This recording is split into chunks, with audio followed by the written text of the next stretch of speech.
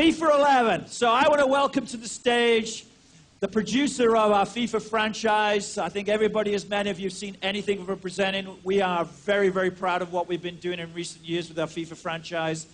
Arguably the biggest selling annual iteration video game in the world when we look at it by numbers.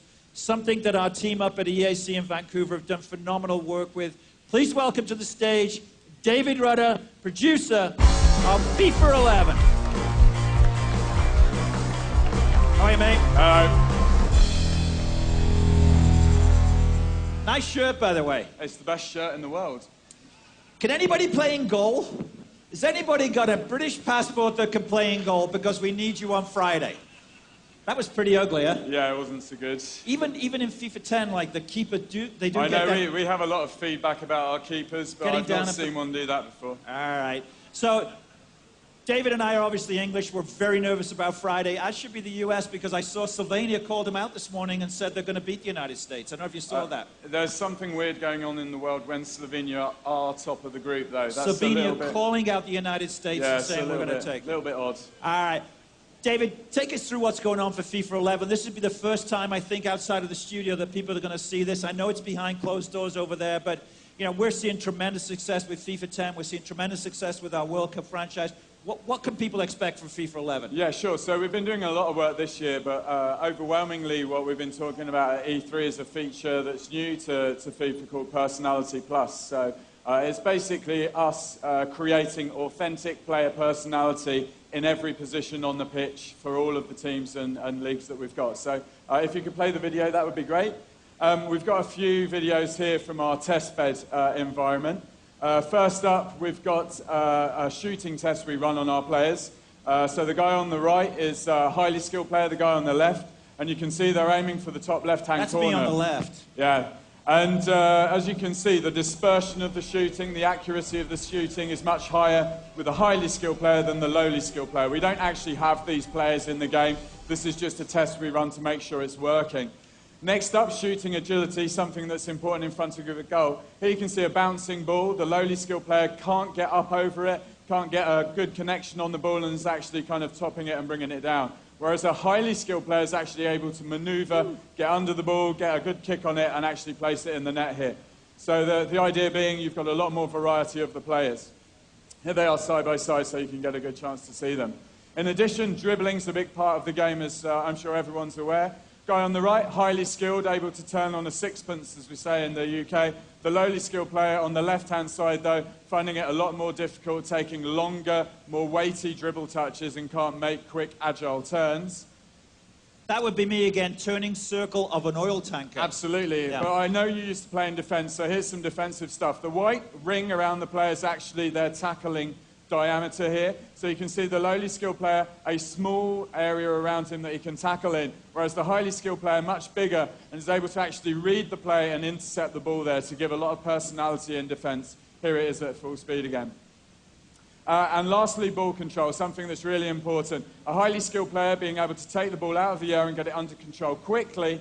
A low-skilled player actually knocking the ball slightly in front of him, not able to take the ball under control. And as I say, these are some of the elements that are in the game this year, making personality. Outfield.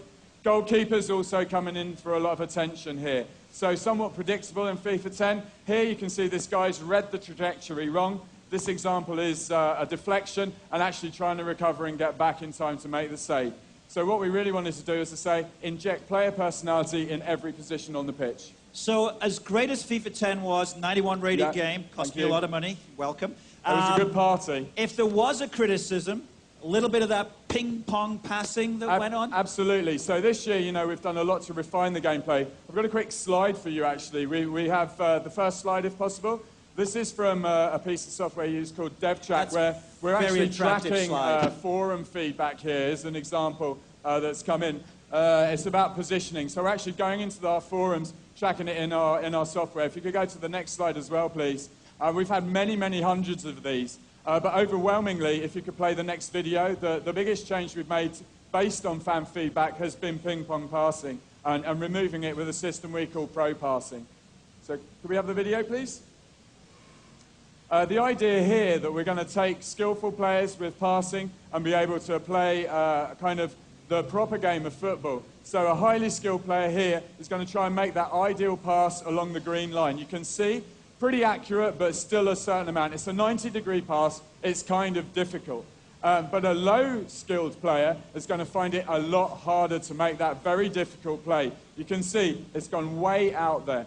And what you're seeing is the context of the ball coming into the player's ability and the type of pass he's trying to make will mean that players actually have to think about what they're doing, play proper football, and not just arcade pass around. And overwhelmingly, that's the biggest thing we've been asked for this year.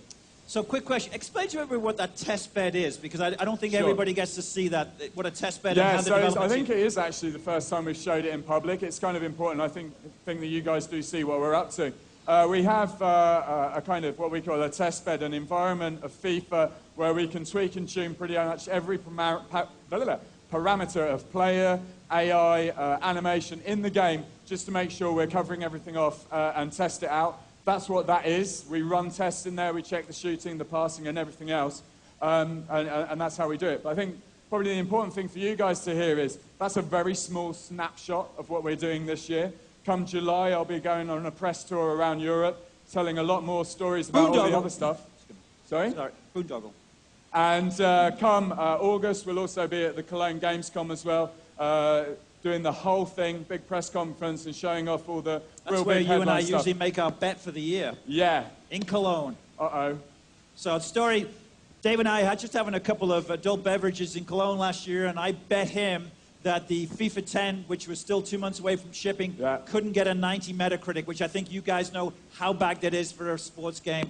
Ends up with a 91. Cost me about $60,000 for a real smash-up party in Vancouver a few weeks ago. I have people that work on the team for 7 years, and they said it's the best party they've been to. Can they still remember it?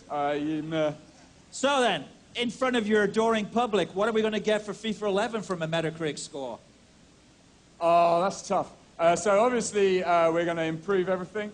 We're responding to all the feedback. We're innovating. I think we will at least equal what we had last year. And I'm really, really, really, really, really hoping we're going to outdo it, because I know you've kind of made a bet with your boss. I have. So we're looking for a 92 from FIFA 11, which would probably be, if not one of, if not the highest-rated sports game of this generation. So thanks to the team back in Vancouver for all their hard work. That and England winning the World Cup, it'd be a fabulous I can't arrange year. that. All right. David Rudder from EAC.